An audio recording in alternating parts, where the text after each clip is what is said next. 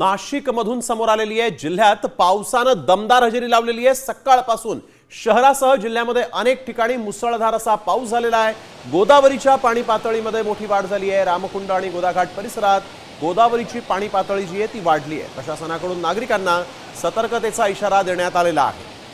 अभिजित सोनावणे आमचे प्रतिनिधी यावेळेस आपल्याबरोबर थेट नाशिकहून जोडले गेलेले आहेत। अभिजित, काय सध्याची परिस्थिती? गोदावरीच्या पात्रात मोठी वाढ झाल्याचं दिसतंय।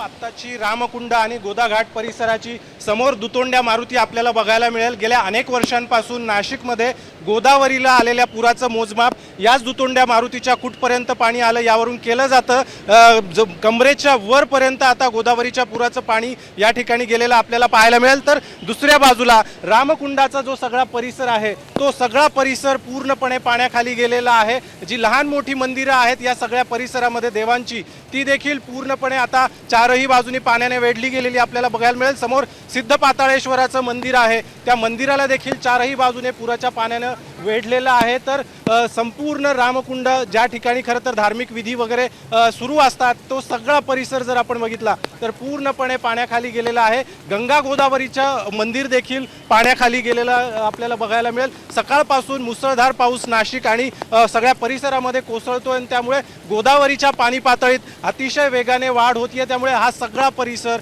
आपल्याला बघितला तर पाण्याखाली गेलेला बघायला मिळेल। रामकुंड परिसरामध्ये जे दोन छोटे पूल आहे ते पूल देखील आता पुराच्या पाण्याखाली गेलेले आहेत आणि या ठिकाणी आपल्याला पाण्याचं हे अकराळ विक्राळ स्वरूप गोदावरीच्या पुराच्या पाण्याचं सध्या बघायला मिळतंय।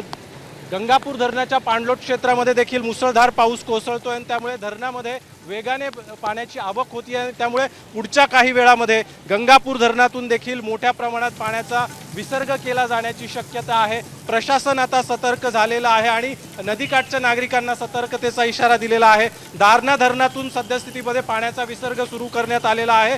नांदूर मधमेश्वर धरणामधून देखील जवळपास 3200 क्युसेक वेगानं गोदावरी नदी पात्रामध्ये पाणी सोडायला सुरुवात करण्यात आलेली आहे। त्यामुळे एकूणच आपण जर बघितलं तर यंदाच्या हंगामातला पहिला पूर गोदावरीला आलेला आहे आणि जर गंगापूर धरणातून आणखी मोठ्या प्रमाणात पाण्याचा विसर्ग केला तर पाण्याची पातळी आणखी वाढण्याची शक्यता आहे। त्यामुळे नदीकाठच्या नागरिकांना सतर्कतेचा इशारा देण्यात आलेला आहे। सोबतच जे नागरिक या ठिकाणी पूर पाहण्यासाठी गर्दी करतात त्यांनी देखील पुराच्या पाण्यामध्ये गोदापात्रामध्ये पाण्यामध्ये उतरू नये अशा पद्धतीचं आवाहन प्रशासनाकडून करण्यात आलेलं आहे।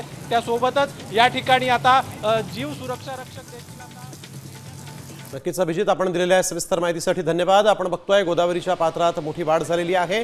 नाशिक जिल्ह्यामध्ये मुसळधार पाऊस होतोय। दुतोंड्या मारुती याच्या कमरेपर्यंत यावेळेस पाणी वाहत आहे आणि त्यामुळे आता प्रशासनाने देखील नागरिकांना सतर्क राहण्याचं आवाहन केलेलं आहे।